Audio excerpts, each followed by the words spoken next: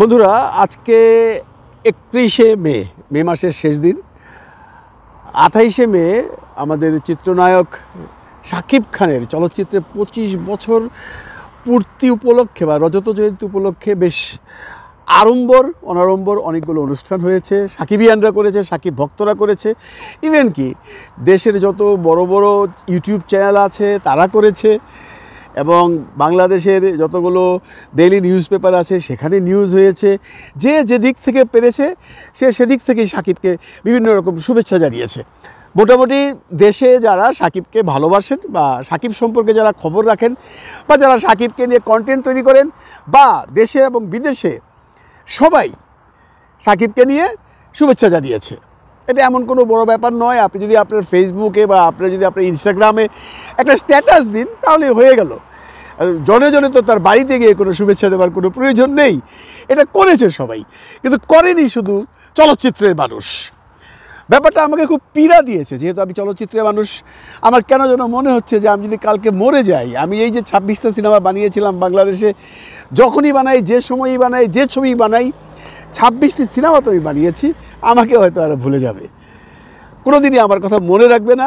এটাই স্বাভাবিক, এটা আমাদের বাঙালিদের নেচার। কিন্তু জীবদ্দশায় যদি কেউ কাউকে শুভেচ্ছা বার্তা দেয় তাহলে কিন্তু সেই মানুষটি খুশি হয়। শাকিব খানের জন্মদিনেও এই চলচ্চিত্রের বিভিন্ন সংগঠনগুলো কিন্তু কোনো রকম শুভেচ্ছা বার্তা দেয়নি। এটা যেন তাদের মধ্যে একটা নিয়ম হয়ে গেছে যে না, শাকিবকে কোনো কিছু জানানো যাবে না। অনেকেই দেখেছি, অনেকের টাইম লাইনে অনেক শিল্পীদের জন্মদিন জানায়, কিন্তু শাকিব খানকে জানানোর লোক বোধহয় একটু কম। এটাকে জেলাসি থেকে হচ্ছে না, এটা কিসের থেকে হচ্ছে আমার নিজের মাথায়ও ধরে না। যে শিল্পীগুলো যদি তাদের নিজস্ব টাইম লাইনে গিয়ে দুটো কথা লেখে যে শাকিব, তোমার এই রজত জয়ন্তী উপলক্ষে তোমাকে শুভেচ্ছা জানাচ্ছি, তাহলে তার খুব একটা বেশি ক্ষতি হবার কিছু তো নেই। যারা বিভিন্ন পত্র পত্রিকা বা যারা বিভিন্ন কন্টেন্ট ক্রিয়েটাররা করছেন, চলচ্চিত্রের মানুষ করেনি। দু একজন হয়তো বিচ্ছিন্নভাবে করে থাকতে পারেন, আমার চোখে পড়েনি।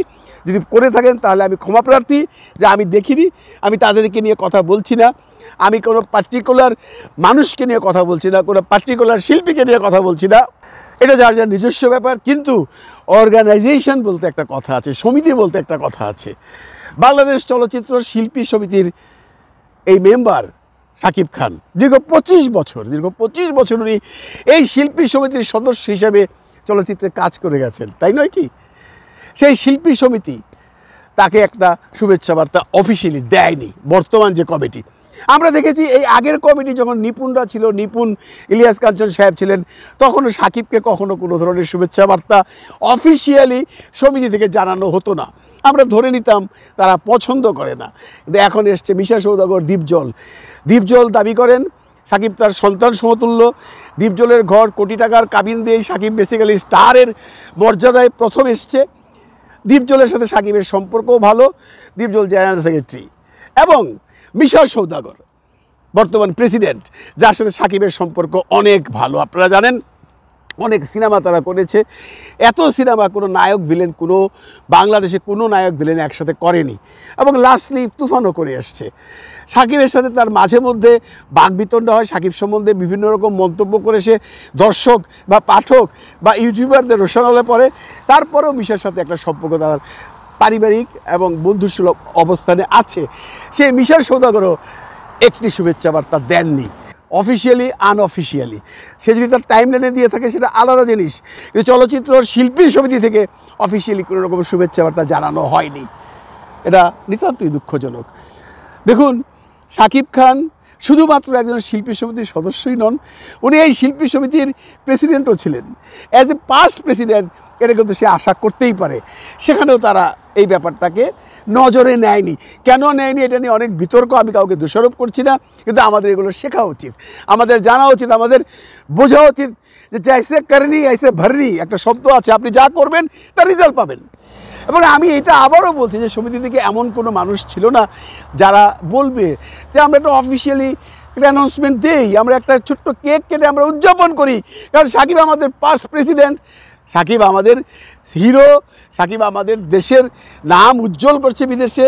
সাকিব এই সমিতির মেম্বার, যে 25 বছর রাজত্ব করলো এই চলচ্চিত্রে, এ গর্ব আমাদেরও করলো না। আসেন অন্যান্য সংগঠন, ক্যামেরাম্যান অ্যাসোসিয়েশন একটা আছে, সেখানের ম্যাক্সিমাম ক্যামেরাম্যান একসময় সাকিবের সাথে কাজ করেছে, সাকিবের সিনেমার ক্যামেরাম্যান হয়েছে। অনেক বড় বড় ক্যামেরাম্যান এখনও বেঁচে আছেন এবং ওখানে অবস্থান করছেন সেই সমিতিতে। তাদের থেকেও কোনো রকম শুভেচ্ছা বার্তা আমরা পাইনি। যে কোনো সংগঠন, 19 সংগঠনের প্রধান বলেন খুরশেদ আলম খসরু, যার সাথে সাকিবের সম্পর্ক অসম্ভব ভালো, সেই খুরশেদ আলম খসরু সে 18 সংগঠন বা 19 সংগঠন থেকে কোনো রকম শুভেচ্ছা বার্তা কোথাও দেয়নি। সেটা টাইমলাইনে দিয়েছে কিনা আমি জানি না, দিয়ে থাকলে আমাকে একটু জানাবেন। কিন্তু ব্যক্তিগতভাবে বলা আর সমিতিগতভাবে বলার মধ্যে অনেক ডিফারেন্স আছে। দেখুন বন্ধুরা, জুম্মায় 8 দিন আগে সাকিব হারল্যান্ডে জয়েন করছে। সেই হারল্যান্ড 25টা কেক কেটে উদযাপন করে। হারল্যান্ড কিন্তু সিনেমার লোকও না, হারল্যান্ড সিনেমার কাউকে খুব ভালো করে চিনেও না, তারা কিন্তু চুপ নাই। তারা তাদের একজন ডিরেক্টরের সম্মান প্রদর্শন করার জন্য 25 বছরের উদযাপন তারা 25টি কেক দিয়ে করেছে। আসুন, গতকালকে আমি যে কন্টেন্টটা বানিয়েছি সাকিবকে নিয়ে, সেখানে অল কমিউনিটি ক্লাবের কথা বলা হয়েছিল, আপনাদের খেয়াল আছে? সেই অল কমিউনিটি ক্লাব থেকে তাকে শুভেচ্ছা বার্তা বাড়িতে পাঠানো হয়েছে। সাকিব ফিল্ম ক্লাবের মেম্বার, বাংলাদেশ ফিল্ম ক্লাব যেটা আছে সেটারও সে মেম্বার। ফিল্ম ক্লাবে আপনি যদি ওদের টাইমলাইনে যান, গিয়ে দেখবেন অমুকের মা অসুস্থ, দোয়া করেন, অমুক হসপিটালে শুয়ে রয়েছে, দোয়া করেন, অমুকের এই হয়েছে, দোয়া করেন। কিন্তু সাকিব খান যে এত বড় একটা অ্যাচিভমেন্ট করলো, ফিল্ম ক্লাবের মেম্বার হিসাবে ফিল্ম ক্লাবের প্রেসিডেন্টের বা ফিল্ম ক্লাব থেকে একটা অন্তত কেক না কাটুক, একটা স্ট্যাটাস দিতে পারতো, দিয়ে লিখতে পারতো, আমাদের মেম্বার সাকিব খান, তোমার 25 বছরের রজত জয়ন্তী উপলক্ষে ফিল্ম ক্লাব থেকে তোমাকে অভিনন্দন জানাচ্ছি। করেনি। অনেকেই বলেন সাকিবের কোনো শত্রু নেই চলচ্চিত্রে, সবাই সাকিবকে ভালোবাসে। আমি বিশ্বাস করি না, সাকিবকে কেউ ভালোবাসে না। অন্তত বর্তমান চলচ্চিত্রের যারা নেতৃত্ব দিচ্ছেন, যারা চলচ্চিত্রে আছেন, চলচ্চিত্র তো নাই বন্ধু, চলচ্চিত্র তো হয়ই না, এফডিসিতে তো সিনেমা নাই, শুধু দলাদলি আর এই সমিতিগত ব্যাপারে এফডিসির একটু গরম আছে। এরা কেউই সাকিব খানকে ভালোবাসেনি। একসময় হয়তো বাসত, যখন সাকিব খান 20 লক্ষ টাকা দিয়ে সিনেমা করে সেই প্রযোজকের ঘরে 2 কোটি টাকা ফেরত দিত, তখন সবার কাছে ছিল সাকিব মাথার মণি। এখন সাকিব যখন অন্য একটা প্রান্তে চলে গেছে, বড় ছবি করে, তারা সিনেমা করতে পারছে না সাকিবকে নিয়ে, তারাই হয়তোবা এখন দলে ভারী। তারা কেউ সাকিবকে এখন পাত্তা দেয় না, তারা কেউ সাকিবকে এখন গণে না।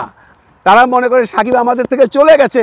কিন্তু ভাই, চলে গেছে, কিন্তু সাকিব তো একদিন তোমাদের ছিল না? সাকিব এই সমিতির প্রেসিডেন্ট ছিল, শিল্পী সমিতির কথা বলছি। সময় পাল্টে গেছে, সাকিব এখন অন্য লোকদের সাথে কাজ করছে, অন্য প্রডিউসারদের সাথে কাজ করছে, অন্য ক্যামেরাম্যানদের সাথে কাজ করছে। তার জন্য কি তাকে আমরা দূরে ছুঁড়ে ফেলে দেব? এই মানসিকতা থেকে বেরিয়ে আসতে হবে বন্ধুরা। এই মানসিকতা থাকাটা কোনো অবস্থাতেই শ্রেয় নয়, কারোর জন্যই মঙ্গল নয়। সবাইকে ভাবতে হবে আমরা সবাই আজীবনের জন্য পৃথিবীতে আসিনি, সবাইকে একদিন চলে যেতে হবে।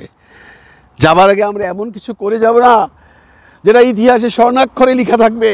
আজকে সাকিবকে যদি জন্মদিনে একটা শুভেচ্ছা কোনো রকম কোনো সমিতি থেকে দেওয়া হতো, সেটা লেখা থাকতো। শিল্পী সমিতির তো সেই ক্ষমতা আছে একটা কেক কেটে ছোট্ট একটা অনুষ্ঠান করা, যেটা টাইমলাইনে আসবে, যেটা ইউটিউবাররা দেখবে, যেটা সমগ্র দেশে ছড়িয়ে পড়বে। কি এমন ক্ষতি হতো মিশা সাহেব? আমি মিশাকে ট্রাই করেছি টেলিফোনে কথা বলার জন্য, পাইনি। তার সাথে আমি কথা বলার চেষ্টা করব, কেন তারা এই ভুলটি করলেন, নাকি এটা ইচ্ছাকৃতভাবে করেছেন। এখানে কিন্তু একটা প্রশ্ন থেকে যায়, এটা কি সাকিবকে উপেক্ষা করা, না এড়িয়ে যাওয়া, না সাকিবকে কেউ দেখতে পারে না এর জন্য এগুলো করা হচ্ছে? সময়ই কথা বলবে। ভালো থাকবেন সবাই, ভালো রাখবেন সবাইকে। খোদা হাফেজ।